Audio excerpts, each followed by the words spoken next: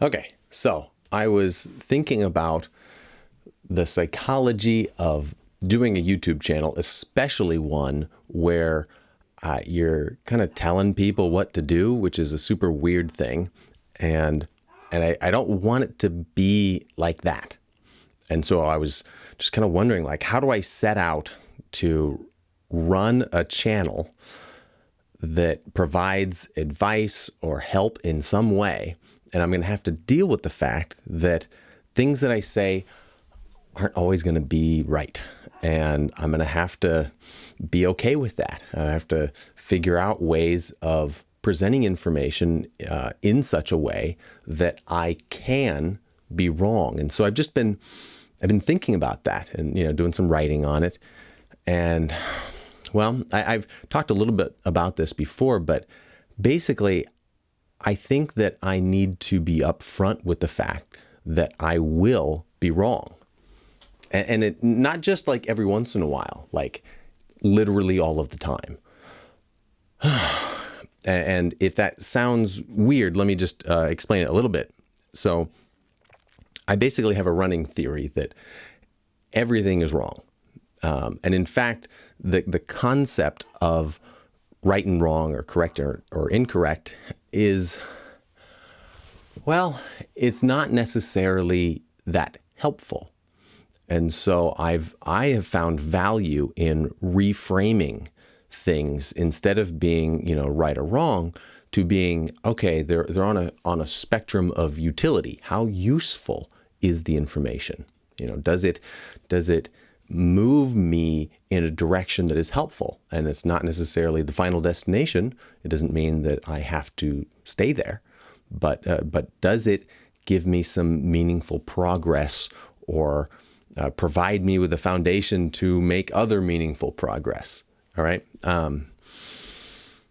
So as a purveyor of information, which is what I'm setting out to do, I need to be able to couch all of these different opinions and perspectives with some grounded humility, and just put it out there that the things I say won't be totally correct on some level.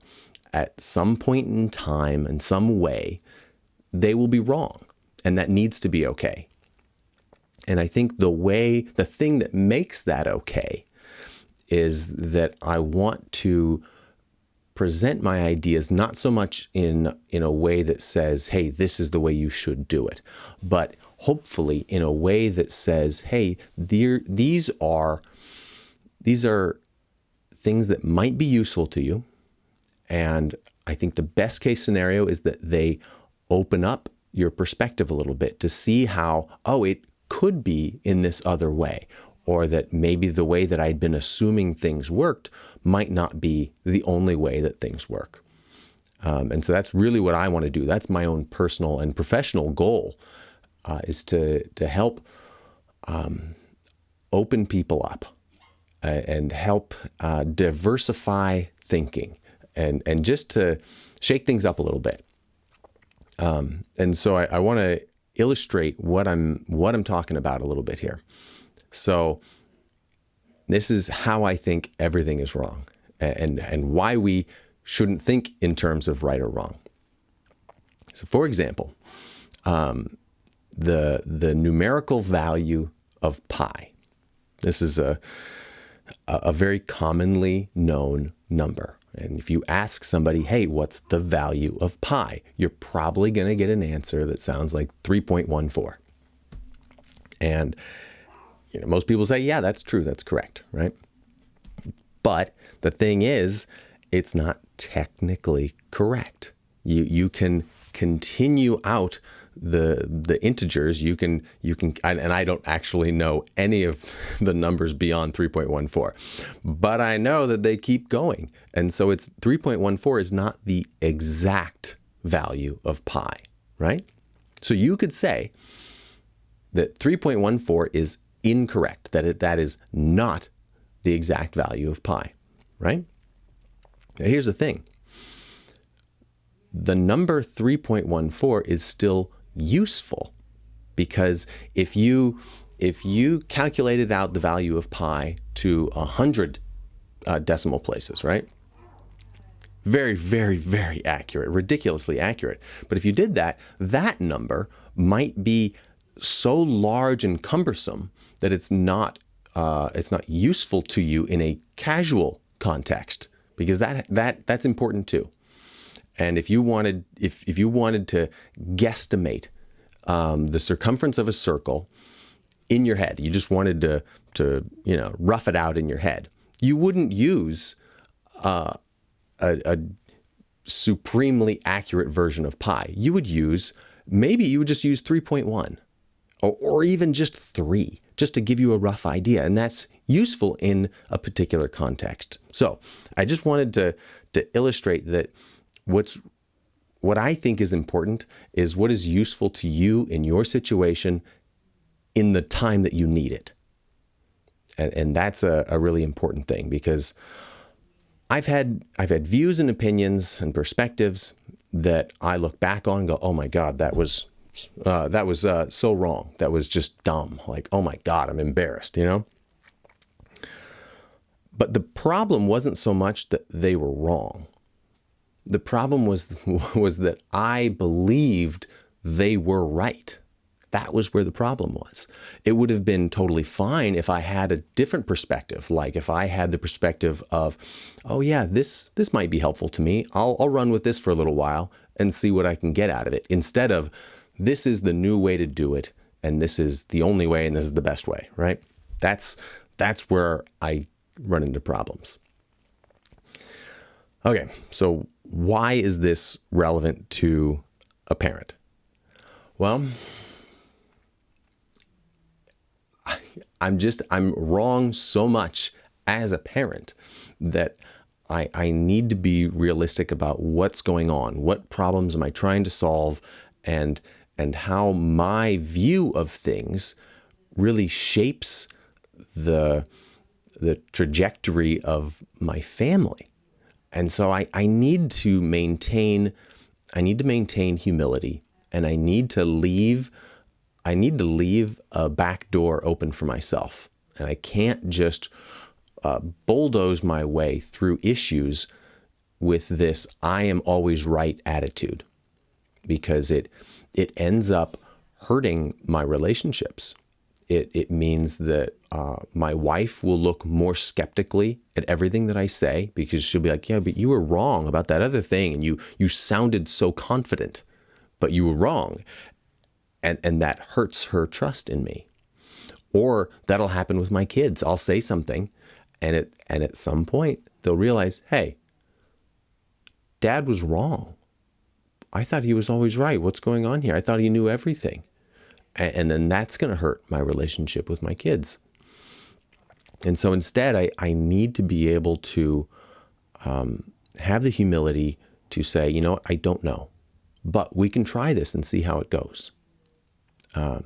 So I'm looking to change my own, just my own psychology, my own reliance on needing to feel correct, and instead replace it with a more realistic view that, I am incredibly fallible. I am imperfect, and the things that I say, the perspectives that I have, will ultimately be shown to be not totally right. Now, if that was it, if that was the end of the story, that'd be kind of, I don't know, it's lukewarm at best. And but I've got a way of looking at it that I think makes it pretty exciting, and that is being accepting of the fact that I'm always wrong is actually really liberating. It's relieving. I get to be like, oh, phew, I don't have to be right all the time. I don't have to, defend myself so enthusiastically. I can allow myself to be wrong, and I can then relax a little, and I don't have to present this perfect facade all the time of oh, I know all the answers and I've got everything correct.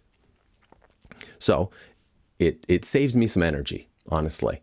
And it means that I'm not constantly cornering myself into these positions where in the back of my head, I know I fucked up, but outwardly, I can't admit it, because that's a sucky situation. I hate that. And I'm getting so sick of it that I'm willing to I'm willing to change how I do things and kind of put it out there, be upfront about the fact that I'm probably wrong, but I'm gonna try this direction that I think is my best option right now, but always leaving myself an escape route, because I hate getting cornered. I'm sick of that, and I don't want to do it anymore. So it's going to leave me with a happier attitude where I'm not feeling attacked. I'm not feeling like I have to defend myself constantly. And I get to relax and leave. I get to leave being right to other people. You know what? Other people can pretend like they're perfect, and I want to drop that.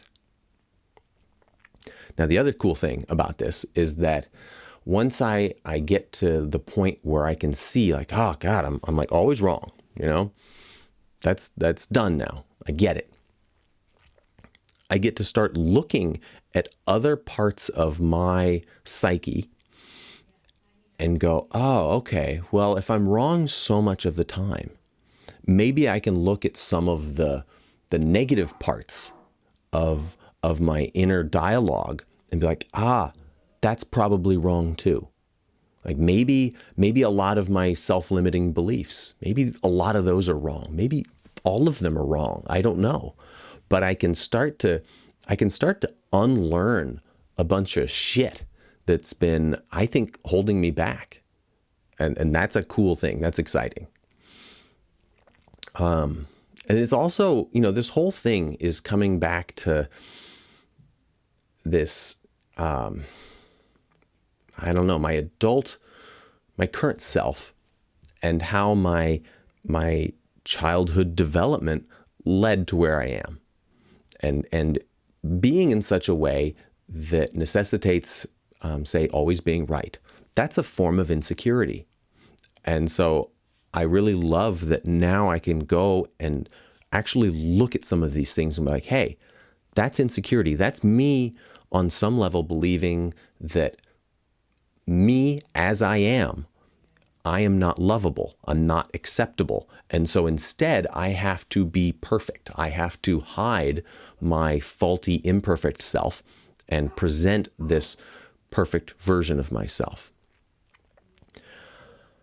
Oh, and that is a way of being that I want to be done with. I really do. And I think it's so important that I move past that as a parent, as a father, because I want my kids to love themselves. I want them to accept themselves. And I don't want them to hide their true selves and replace it with this kind of faux perfect, I'm never wrong version. I want to see and know and love their genuine selves. And so I think I have to really accept and love my genuine self. And that genuine self is not correct. It's not perfect. It's going to make mistakes. So, it kind of comes down to loving myself, which isn't really, where I set out to go with this topic. I just wanted to put it out there that, hey, I'm going to say things in videos that are incorrect, that I will regret. Oh, and that's a hard pill to swallow, to put things out publicly with all this, kind of production value that makes me maybe look more reliable than I might be. So I had to be upfront about that no matter what. Things that I say won't be perfect, but that's okay. Instead, I hope that you'll look at it with an eye to its potential value for you. Not its absolute, not its definite value, but its potential value.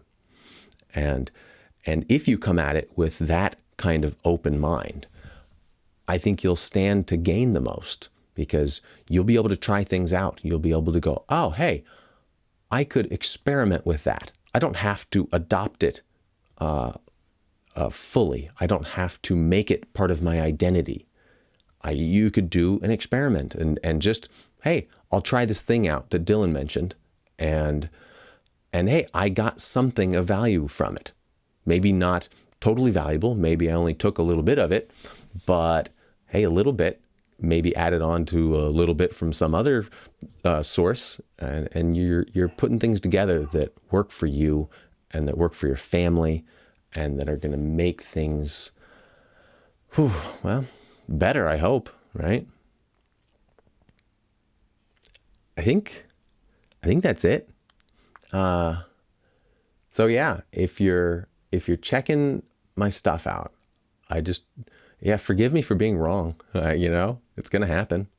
But I'll do the best I can, and I'll try and leave the back door open for myself and for you, so that we can all look at ways of being and ways of changing that help us the most, and not get caught up in dogma and tribalism and all sorts of other very real and very tempting pitfalls that I am guilty of.